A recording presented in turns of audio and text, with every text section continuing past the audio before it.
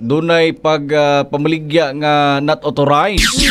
So baligya lang nila katrupang Jo kay marag silbi ba sila man ang mas nakabalo. So dito na during sa audit doon na sila gibaligya nga wala na hibalaan. Mo lagi na kaning gipalakad nila katrupang Hanilo. Naisgutan dito katrupang Hanilo ang kining 20 kilos bugas sa Cagayan de Oro. No niya to maabot untan address to kay mo palit ko usa ka sako. Kay naman po tayo NFA pod nga opisina diri sa Bukidnon katrupang. Yes. Tag maabot ni na diri ba kay kita man tanan mangaon matag bugas. No niya kay ang problema pod lagi basin og kining daghan mo gud kay mulo katrupang Hanilo kay halos di daw kuno pod makaon daw kuno ang kining kuan lagi gani ga viral to kay gipamahog lang sa katong mga manok ang kining moabot po diri po katrupang Jo kay ingon ra ba ni Senator Zubiri ang mga tawo daw kuno diri sa Bukidnon 90% daw kuno mga supporters sa mga Duterte. Hopefully na basin wa ta kabalo basin og moabot din na diri diay. Okay, mingon sila og mingon sila na katrupang Hanilo mostly 90% mga supporters Duterte. Umingon sila nga murag tinuod nga Tinoo. Kasi mo himuon nila ba nga. Kasing mutabang. Dili na tanawon. Dili na tanawon. Umingon sila di sila muhatag sa tuwa. Pamulitik ka naman inyuha. Pamulitik ka naman inana katrupang Hanilo. Di na to tagaan itong Mindanao kay mga kuano man ni Duterte ro ni. Pamulitik ka na po na katropang Hanilo.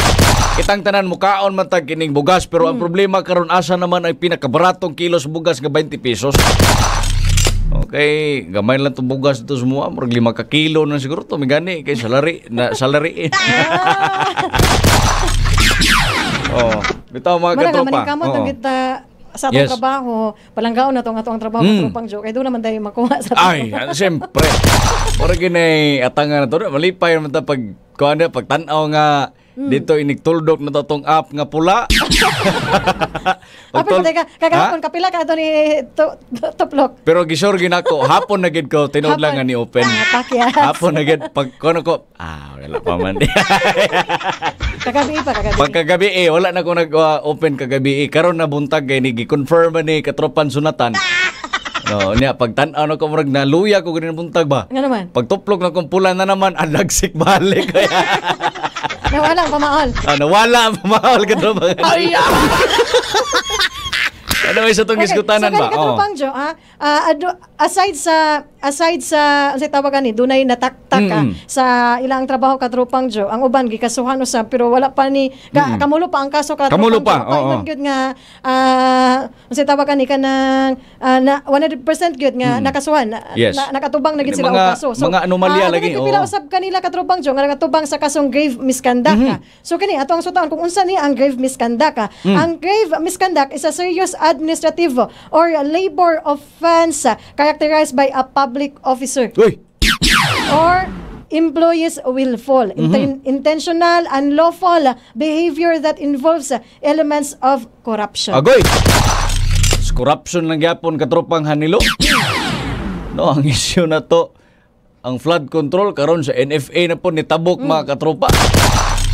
No, kini laging kung inana man gud katropang Hanilo, kung doon lagi kining masilag gid ba?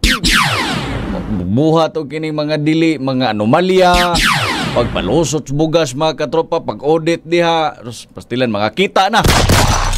Mahalungkat man gid katropang Hanilo.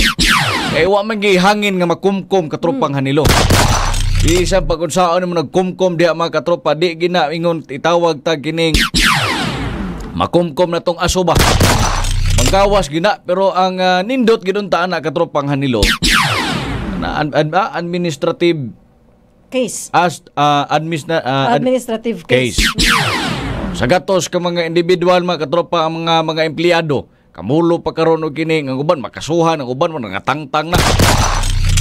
Okay, importante kayo ni inya. Okay, katropang Jo, dili lang niingon nga basta-basta o simple lang nga sorry. Yes. Pasayloon na dahil sila, sila pasakaan, dili pwede na inani. Kaya kung inana lang sa sorry katropang Hanilo, dili tanan problema ning atong nasod sa Pilipinas, maagi lang og sorry. Okay, mga kuan man seryoso man nga mga ay ko ignag mga mawad-an sa gatos ka sako diha, mingon lagsuri, pasayloon na to. Dili, pwede na. Doon naman tayo balaod.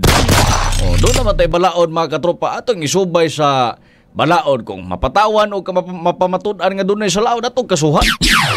Paniharapon ko na yung flood control na to, katropang Hanilo.